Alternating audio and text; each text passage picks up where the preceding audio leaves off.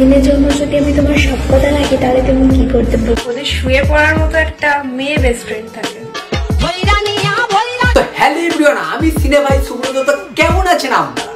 তো আপনারা যেমনই আছেন যে ঘন্টা ফারাক নেই পারতা। বেশি লেকচু দিয়ে ভিডিওর দিকে যাই সরাসরি এগিয়ে। আজকের রোস্টের টপিক হলো ককটেল পার্ট 2।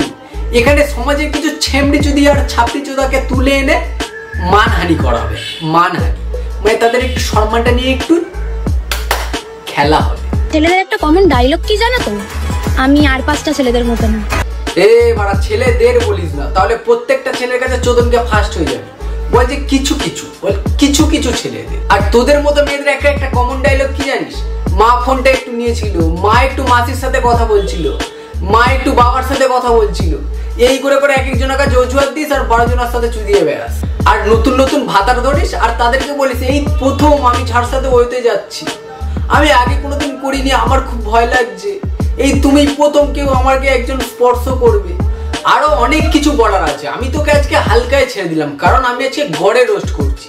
যেদিন তোর পার্সোনাল একার ধরবো সেদিন সেই চাপ তুই নিতে পারবি না, বুঝেছিস? তো বমি করে দিবি। এই দাঁড়া, এত তারা কিসের? দাঁড়া, আমার প্যান্টের চেনটা খুলি। দাঁড়া, ও সরি, আমি তো ভুলেই গেছিলাম, আর আমারটা ছোট, যেই কারণে আমার ব্রেকআপ হয়েছে। দাঁড়া, তুই যেটা নিতে পারবি আমি সেটা আনছি। দাঁড়া, এই ঝন্টু ওই জনি সিং এর এক সাইজ বড়টা দে তো। হ্যাঁ, এই মালটাই তুই নিতে পারবি। দাঁড়া, এই মালটা তুই নিতে পারবি। আচ্ছা, এবার দেখা। আমি দেখিয়ে দেবো। না আমি দেখবো না। আমি গাড় মারিছে বাড়া, এত বড় একটা প্র্যাঙ্ক বাড়া, এত বড় একটা স্ক্যাম বাড়া। দেখ, আমি তো এই জিনিস টেনেছিলাম, ভেবেছিলাম তোর এপার থেকে ওপার করে দেবো। মানে এত বড় একটা প্র্যাঙ্ক করে দিবি। আমি শুরুতে একদমই প্রস্তুত ছিলাম না এরকম একটা বাজে ধরনের প্র্যাঙ্কের জন্য। একদিনের জন্য যদি আমি তোমার সব কথা রাখি তাহলে তুমি কি করতে পারবে?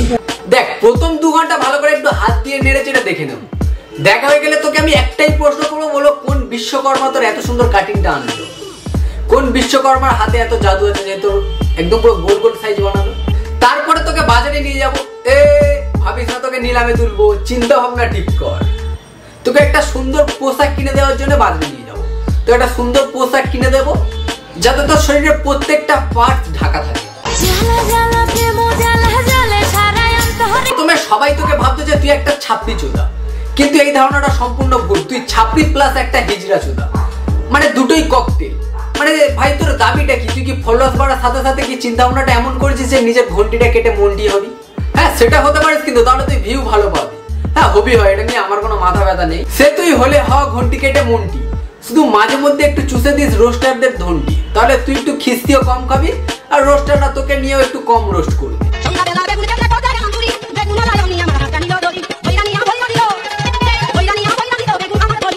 না মানে তুই কি চাইছিস কি বল? একবার বেগুনটা নিয়ে তুই মুখে দিচ্ছিস, একবার হাত দিয়ে মুখ করছিস, মানে তোর দাবিটা কি?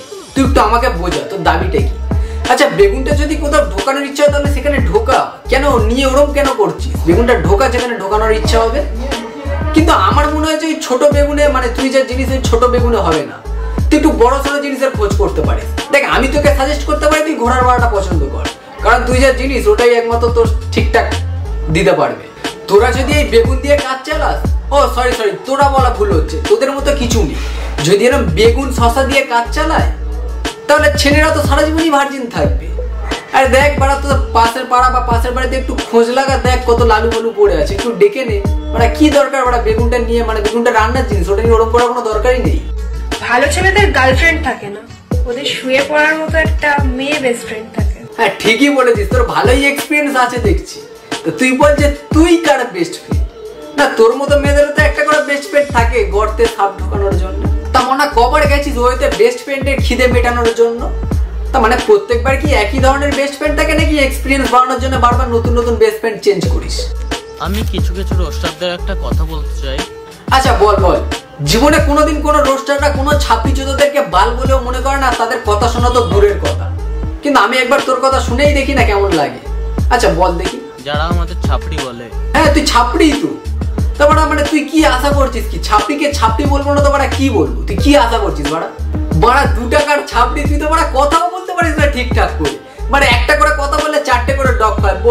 বলবো তো বন্ধুগণ এরকম বাড়া 4টে 5টা করে ডক খায় বাড়া একটা কথা বলতে গেলে। তা মানে তোর কি তোদলা চোদা বললে ঠিকঠাক লাগবে নাকি? না মানে ছাপড়ি চোদা বলবো না তোদলা চোদা বলবো? তোর কাছে দুটো অপশন, এক তোদলা চোদা, দুই ছাপড়ি চোদা। মানে তুই কোনটা বললে খুশি হবি বল, তোদলা চোদা না ছাপড়ি চোদা? তোকে তুই যেটা বলতে বলবি তোকে সেটাই বলবে সবাই আসতে। আমরা যদি ছাপড়ি হই তাহলে তোরা কি ছাপড়ি প্রো ম্যাক্স? ইয়েস, তুই ঠিকই বলেছিস, আমরা ছাপড়ি প্রো ম্যাক্স। কারণটা জানিস? কারণটা হলো তোদের মতো চার ছাপড়ি চোদাকে খিস্তি দিয়ে সঠিক রাস্তা দেখাই আমরা। আর সত্যি বলতে কি জানিস, আমরা তো ছাপড়ি প্রো ম্যাক্স না, আমাদের মতো প্রতিটা রোস্টাররা আজীবনকালী ছাপড়িদের বাবা ছিল, আছে এবং ভবিষ্যতেও থাকবে। এবার তোরা নিজেরাই ডিসাইড করবি যে রোস্টারদের ছাপড়ি প্রো ম্যাক্স বলবি নাকি বাবা বলে ডাকবি। তো এই ভিডিওটা যদি তোর নিউজ ফিডে যায় আর যদি ভিডিওটা তুই শেষ পর্যন্ত দেখিস তাহলে একটু কমেন্টে বাবা বলে ডাকিস আমাকে, ঠিক আছে? কারণ তোর মধ্যে কত ছাপড়িকে সঠিক রাস্তা দেখালাম বাড়া খিস্তি দিয়ে, আর তুই তো সামান্য 2 টাকার বাল মাত্র। তো এই ভিডিওটা যারা এই পর্যন্ত দেখে নিয়েছো তারা একটা টুকুস করে লাইক করে দাও আর ফলোটা অবশ্যই করো, কারণ তোমাদের একটা ফলোয়ার আমার কাছে একটা মিসাইলের সমান।